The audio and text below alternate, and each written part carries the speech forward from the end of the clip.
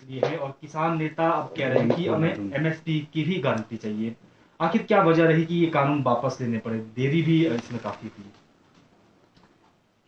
इसमें हमने बड़ा स्पष्ट रूप से कहा है कि राष्ट्र हित में जो मोदी जी ने जो निर्णय लिए हैं हम उनका स्वागत करते हैं। और मोदी जी ने कहा है कि अगर हमने किसानों को समझाने की पूरी कोशिश की है, लेकिन हो सकता है किसान हमारी बात नहीं समझ पाए, इस करके हम इनको वापस ले रहे हैं। दूसरा, अब हम पहले भी ये कहते रहे हैं कि ये आंदोलन किसान आंदोलन नहीं है, ये विशुद्ध रूप से ये राजनीतिक आंदोलन है। और देश की जनता जो है वो उसको जान चुकी है। और मुझे लगता है कि नरेंद्र मोदी जी ने अपना काम बखूबी से किया है। अब देश की जनता जो है उसमें एमएसपी को लेकर सर अब एक नया एमएसपी को लेकर के आज से पहले कभी कोई कानून नहीं है। एमएसपी स्मैश में के ऊपर सरकारें जो है वो बढ़ाती रही हैं और नरेंद्र मोदी जी की सरकार ने ये पहले से ही दिन से ही ये घोषणा की है कि जितनी भी हमारी उपज होगी उससे अधिक जो है वो हम एमएसपी जो है वो देंगे। और हाल ही में उन्होंने फसलों का एमएसपी जो है वो 1.5 गुना से ज़्यादा जो है वो बढ़ाया है। मैं समझता हूँ कि इसमें जो है वो किसानों को इस तरह की जो मांगे रखना जो है वो कोई तर्क संगत नहीं है। सर अभी हाल ही में जो जायका का चरण 2 है वो उसका शुभारंभ किया गया है। हिमाचल के लिहाज से कितना इफेक्टिव रहेगा ये किसान? हिमाचल प्रदेश छोटा सा राज्य है, पर्वतीय राज्य है, इसमें अपनी ही समस्याएं हैं। यहाँ सिंचाई के बहुत ज़्यादा साधन नहीं हैं, किसानों के पास बड़ी लैंड होल्डिंग नहीं है। उसके बावजूद भी इस प्रदेश के अंदर 77% किसान जो है वो खेती के ऊपर जो है वो उनकी निर्भरता है।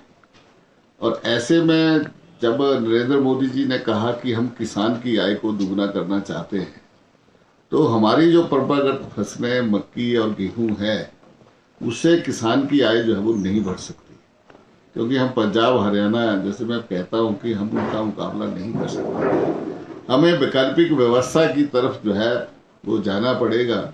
और वो वैकल्पिक व्यवस्था ये हो सकती है कि हम डाइवर्सिफिकेशन ऑफ क्रॉप्स पैटर्न्स को जो है वो हम बदलें और कैश क्रॉप की तरफ जो है, नकदी फसलों की तरफ जो है वो किसान को ले जाएं।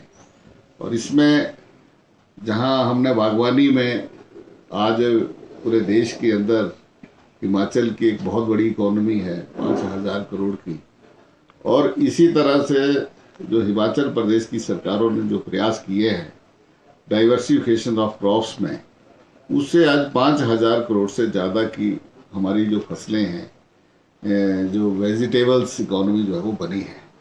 हम चाहते हैं कि प्रदेश के अन्य किसान भी इस पैटर्न को फॉलो करें और जो परंपरागत हम फसलें बोते हैं उससे अपने आप को कहीं अलग से जो है वो कैश क्रॉप की तरफ जो है बढ़े।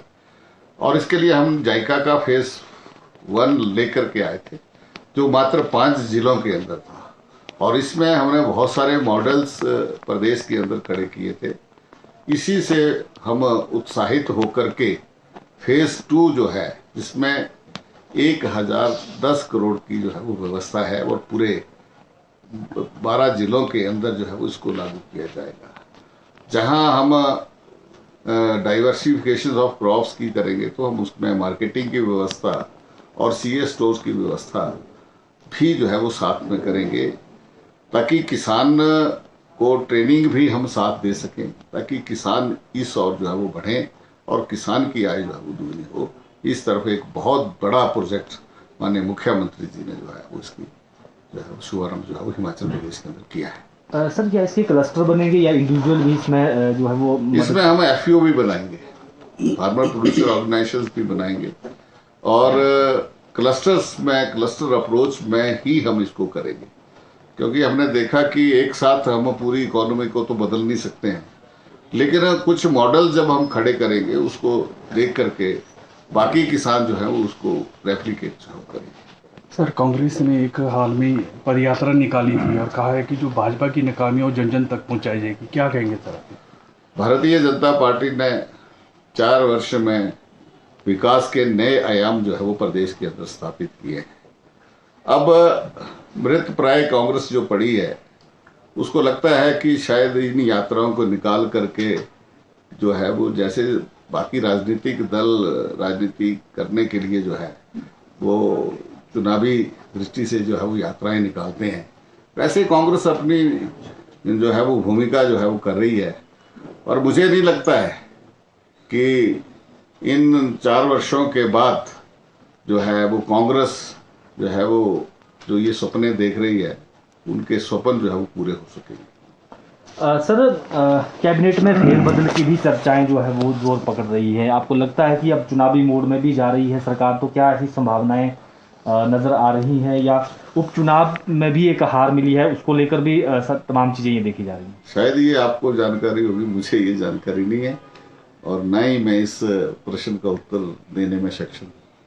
सर, 2022 के लिए कितनी तैयारी रहेगी, कितनी बड़ी चुनौती रहेगी उसके बाद? देखिए, हम अभी प्रदेश की कार्य समिति होगी, हम उसका आकलन करेंगे कि पूर्व में हमसे कहाँ कोई कमी रह गई है, तो हम उन कमियों को दूर करते हुए हम फिर से जो है वो आगे बढ़ेंगे और 2022 में भारतीय जनता पार्टी प्रदेश के अंदर सरकार बनेगी। सर, मनरेगा का जो पीछे पेमेंट बैलेंस की रिलीज कर दी गई है, कितनी थी? मनरेगा की 2 तरह की पेमेंट्स है। एक तो जो कामगार हैं उनकी पेमेंट्स है, एक मटेरियल्स की पेमेंट्स है। जो मटेरियल की पेमेंट है वो हमने एक पार्ट जो है उसका 80 करोड़ से ज़्यादा जो है वो हमने उसको जारी कर दिया है और एक हमने कॉर्पस फंड्स जो है वो तैयार किया है कि अगर सेंटर से पैसा आने में किसी कारण जो है वो कई बार टेक्निकल कारण भी रहते हैं जिसके कारण पेमेंट नहीं आ पाती है, तो हमारे काम जो है वो प्रभावित नहीं होने चाहिए। और दूसरी जो है वो थोड़ी 1-2 रिपोर्ट्स ब्लॉक से नहीं आई थी जिसके कारण सारी पेमेंट्स जो था वो रोक दी थी। हमने उस रिपोर्ट्स को ठीक करके जो है वो केंद्र को भेजा है, शायद इस हफ्ते जो है वो पेमेंट आ जाएगा। धन्यवाद सर।